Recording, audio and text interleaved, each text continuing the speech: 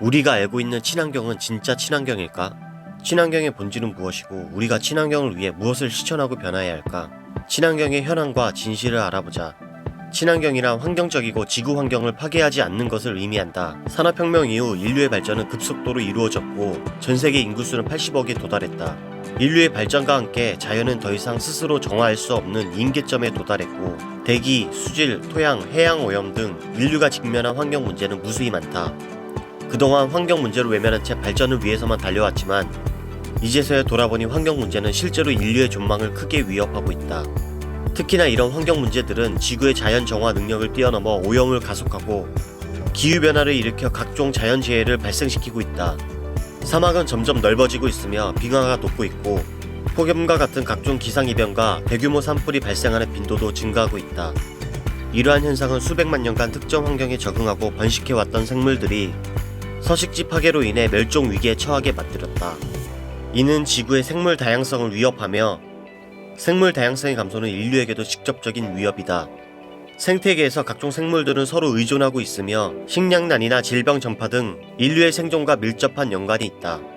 국제자연보전연맹 IUCN의 레드리스트에 따르면 2023년 3월 기준 약 42,100여 종이 멸종위기에 처해 있고 완전히 멸종된 종들만 해도 902종에 이른다. 종들마다 개체수가 다르지만 평균 개체수를 1만 개체로 계산해도 최소 902만의 생명체들이 지구상에서 사라졌다. 참고로 세계 1차 대전 사망자 수는 853만 명이다. 현재 멸종위기종으로 분류된 42,100여 종의 개체수는 2,100만인데 우리나라 인구 절반에 가까운 수치다. 하지만 이 자료는 IUCN이 문서화한 생물종 수에 기반이다. 전세계 생물종 수는 추정에 따르면 1,000만 종 이상으로 추산되지만 IUCN이 문서화한 생물종의 수는 약 210만 종에 불과하다. 또한 전체 생물종 중 약 7%인 15만 종만 평가되어 있다. 이 중 멸종위기 동물수는 42,100여 종으로 전체 평가 대상 중 28%에 해당한다. 기후변화의 영향으로 매년 멸종위기종 수가 증가하고 있으며 이러한 추세가 더욱 가속화되고 있다는 것이 문제다. 생태계는 인간이 이해할 수 없을 정도로 복잡하며 단 하나의 종이라도 멸종하면 예기치 못한 큰 피해를 발생시킨다.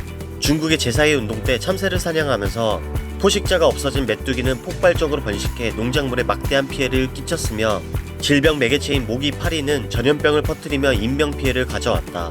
이러한 사례를 보면 멸종위기에 처해 있는 4만 종이 넘는 생물들이 멸종한다면 우리가 상상할 수도 없는 막대한 재산과 인명피해를 초래할 수 있다.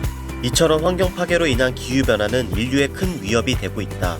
기후변화는 지구의 기후 요소인 평균기온, 강수량, 기압 등이 변하는 것인데 기후변화의 주요 원인으로 인위적인 요인과 자연적인 요소가 있다. 인간이 컨트롤 가능한 인위적인 요인 중 가장 큰 요인은 온실가스 배출이다. 온실가스는 지구 대기를 구성하는 가스 중 지구온난화를 일으키는 가스를 말하는데 대기에 머무르면서 지구에서 방출되는 열을 유지하고 지구 온도를 높여 지구온난화를 일으킨다. 이렇게 높아진 온도 때문에 빙하가 녹는 등 기상이변이 생겨 기후변화가 일어난다. 대표적인 온실가스는 수증기, 이산화탄소, 메탄, 이산화질소, 불화가스 등이 있다. 이 중 지구온난화에 가장 많은 영향을 끼치는 이산화탄소는 약 73% 정도 영향을 주고 있으며 메탄은 16%, 이산화질소는 6%다. 다른 온실가스들도 영향이 있지만 이산화탄소 때문에 각국의 정부가 전 세계적으로 탄소 중립 정책을 피고 있다. 각 온실가스의 주요 원인과 지구온난화에 미치는 영향은 다음과 같은데 화석연료 사용은 지구온난화의 절반이 넘는 58%의 영향을 준다. 이처럼 인간의 활동으로 온실가스가 늘어나 지구온난화를 가속하고 그로 인해 기후변화가 발생한다. 기후변화는 사막화, 폭염, 산불, 폭풍, 해수면 상승 등의 기상이변으로 생태계 파괴, 식량 부족, 물 부족 등을 초래하며 이로 인해 인류에게 악순환되는 위험을 가져온다. 특히 해수면 상승은 주거에 직접적인 영향을 미치는데 나사에 따르면 1884년 이래로 지구의 평균 기온은 1.1도 상승했으며 1993년 이래로 지구 해수면은 4인치 약 10cm가 상승한 것으로 나타났다. 이러한 변화를 예측하기 위해 기후과학을 분석 연구하는 미국 클라이메이트 센트럴에서 제공하는 해수면 예측 모델은 지난 몇십 년간의 관측 데이터와 수치 모델링을 기반으로 해수면 이하 지역을 빨간색으로 표현하고 있다. 이 중 전세계 주요 도시인 마이애미, 상해, 상파울루 등이 해수면보다 낮아질 가능성이 있고 우리나라의 경우 인천, 평택처럼 서해안 인접 도시들은 해수면보다 낮아질 가능성이 있다. 기후 예측 모델과 조건이 다르기 때문에 일반화할 수 없지만 대부분 기관에서는 지구 기후변화에 따른 해수면 상승이 가속화될 것으로 예측하고 있다. 물론 영화처럼 갑작스럽게 물이 밀려들어오는 건 아니지만 대규모 이주나 토목 공사 등 대비 조치가 필요할 것이다. 이때 발생한 추가적인 환경 파괴와 경제적 비용과 자원의 상실은 어마어마할 것이다. 따라서 온실가스 배출을 줄여 지구 온도 상승을 막는 것이 가장 좋은 대책이다. 참고로 지구상의 모든 빙하와 동토가 녹으면 해수면은 약 216피트, 65m 상승하고, 이 말은 우리나라의 수도권을 포함해 많은 지역이 물에 잠기게 된다는 뜻이다. 기후변화는 해수면 상승뿐만 아니라 각종 자연재해를 불러오기 때문에 이를 막아야 하며 각국 정부 차원에서의 대안이 필요하다. 따라서 주요 국가들은 탄소 중립 정책을 통해 탄소 배출을 줄이고 대기 중에 이산화탄소를 처리해 합계 배출량을 0으로 만들기 위해 노력하고 있다. 이를 위해 탄소 포집 방식이나 탄소 배출량을 줄이기 위해 전기차 등의 대안을 모색하고 있다. 그러나 전기차의 원천 동력 에너지는 대부분 화석 연료를 사용해 만들어지기 때문에 이는 근본적인 해결책이 될 수 없다. 따라서 지속 가능한 에너지 생산 방식으로 바꿔야 한다. 지속 가능한 에너지는 환경 부담을 최소화하고 자원을 보존하며 인류와 지구 생태계의 지속성을 고려한 에너지 생산 방식이다. 우리가 혼동하기 쉬운 재생 가능 에너지는 자연에서 지속적으로 생산되는 태양열, 지열, 풍력, 수력 등의 에너지원을 말한다. 하지만 이 재생 가능 에너지는 사용에 제한이 있다. 불안정성, 저장 용량 부족, 기술적 제약, 지리적 한계, 그리고 환경 문제 등의 단점이 있다. 이런 에너지는 자연 현상에 따라 발생하므로 인위적으로 원하는 양을 원하는 시간과 원하는 위치에서 생산하기 어렵다.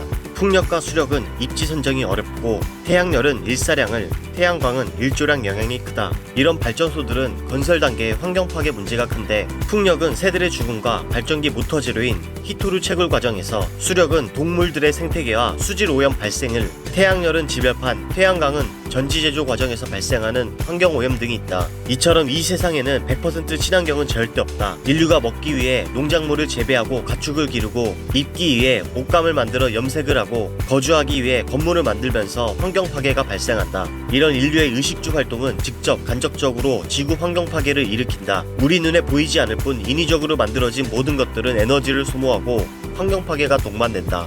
우리가 매주 열심히 실천하는 분리수거와 재활용은 환경 파괴로 인한 기후변화를 늦출 뿐이지 근본적인 개선은 안 된다. 우리는 분리수거와 재활용을 오해하고 있는데 일단 분리수거와 재활용은 같은 개념이 아니다. 분리수거는 폐기물 처리 과정 중 일부다. 우리가 알고 있는 분리수거는 폐기물 수거 단계다.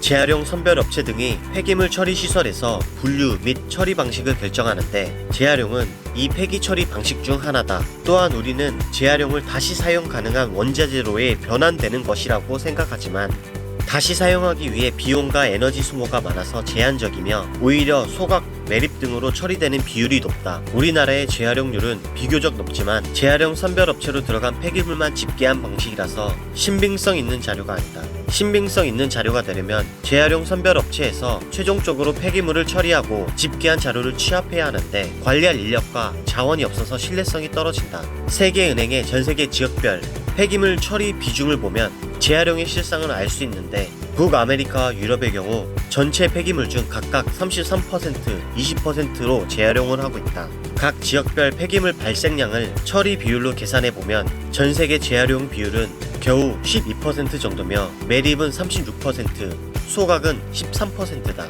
매년 발생되는 21억 톤의 폐기물 중에서 가정에서 발생하는 생활 폐기물은 전체의 12%에 불과하며 생활 폐기물 중 재활용되는 비율은 전체의 1.4%인 3천만 톤이다.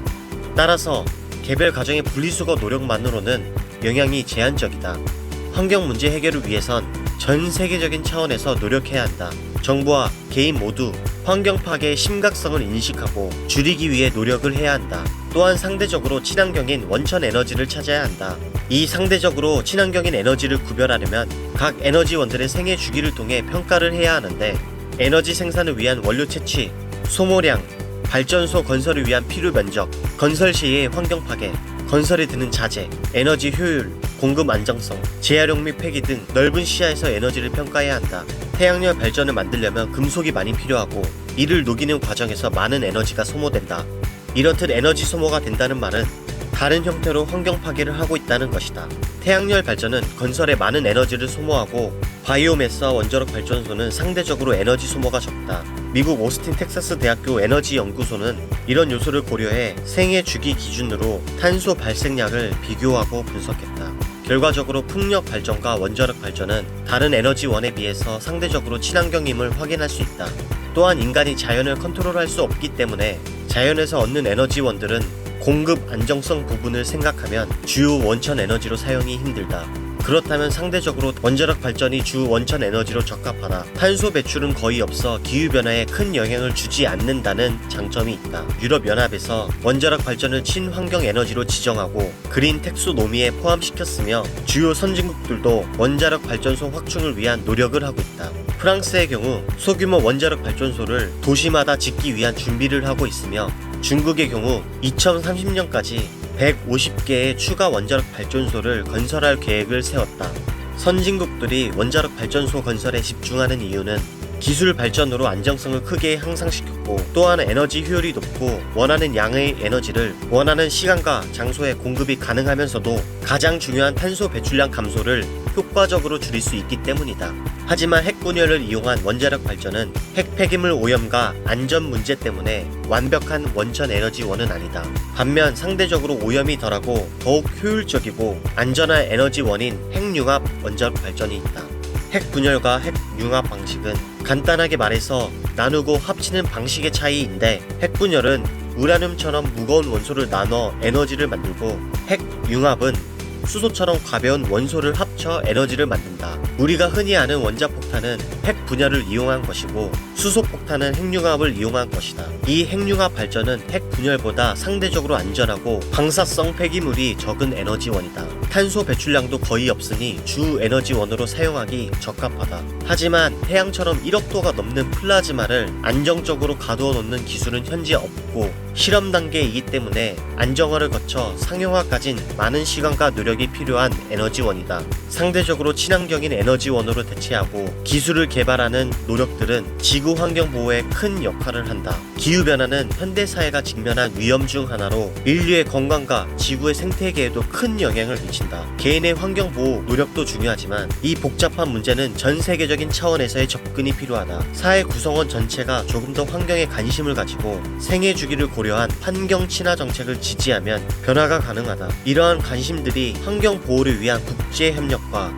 규제 강화, 기술 개발 투자로 이어지고 이를 통해 지속 가능한 환경을 만들어 모두가 쾌적한 환경을 누릴 수 있다. 지구는 살아있는 모든 생명체 그리고 앞으로 태어날 후세대 모두의 것이다.